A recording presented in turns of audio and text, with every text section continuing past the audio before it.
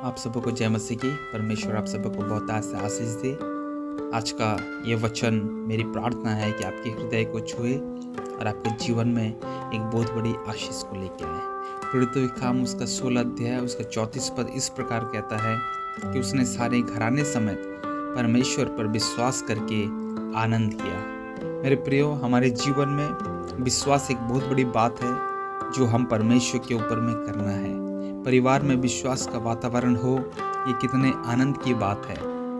इब्राहिम की आज्ञाकारिता एक व्यक्ति के तौर पर केवल व्यक्तिगत नहीं थी, परंतु एक परिवार के नाते सामूहिक भी थी। एक बसे बसाए पारिवारिक जीवन को छोड़ना एक पुरुष से अधिक एक स्त्री के लिए ज़्यादा कठिन होता है। यद्यपि बाइबल सारा का विषय में स्पष्टता से कुछ नहीं कहती, फिर भी यह बात अंतर्निहित है कि वह इब्राहिम के साथ पूर्ण हृदय से सहमत थे।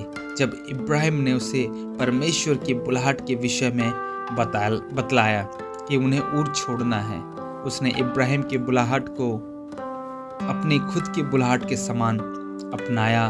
मिशन के क्षेत्र में और कई हजार लोग प्रवेश कर पाएंगे यदि पत्नी इस तरह का सहयोग दे। प्राय परमेश्वर पति को बुलाता है, पत्नी को चाहिए कि वह अपने सिर के पीछे चले। मुझे यह पद बंद बहुत अच्छा लगता है।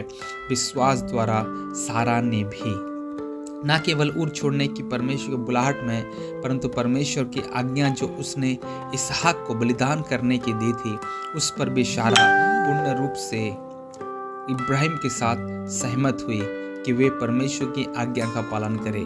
बलिदान के स्थान को जाने के लिए इब्राहिम का सुबह को तड़के उठना किसी प्रकार से सारा से बचकर निकलना नहीं था।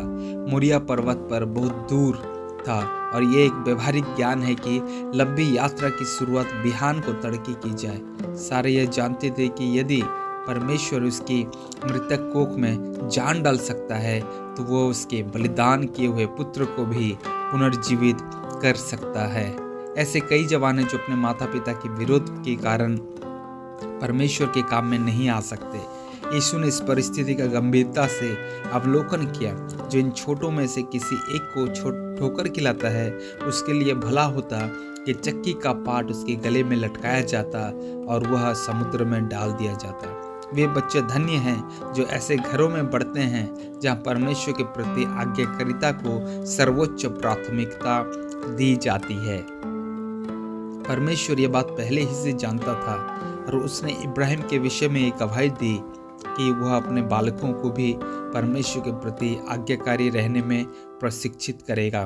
क्योंकि इब्राहिम परमेश्वर की आज्ञा मान रहा था, इसलिए इसहाक ने भी अपने पिता की आज्ञा मानने में अपना सहयोग दिया। अन्यथा कौन ऐसा जवान होगा जो अपने आप को बांधे जाने और बलि चढ़ाए जाने के लिए अपने आप के लिए लिटा दे। आइए हम अपने बालकों को आज्ञाकारिता में बढ़ाने में हमारे पूर्वज गोत्र पिता इब्राहिम और माता सारा के उदाहरण का उत्साहपूर्वक अनुकरण करें। इस संसार में जहाँ लोग आज्ञाकारिता के बजाय ज्ञान प्राप्त करने की इच्छा रखते हैं, हमें ज्ञान के बजाय आज्ञाकारिता की जरूरत है। एक व्यक्ति पर भरोसा करें और बगैर उसके प्रति आज्ञाकारी होना संभव नहीं है। विश्वास के बगैर आज्ञाकारिता नहीं हो सकती। विश्वास के बगैर आज्ञाकारिता बेकार है।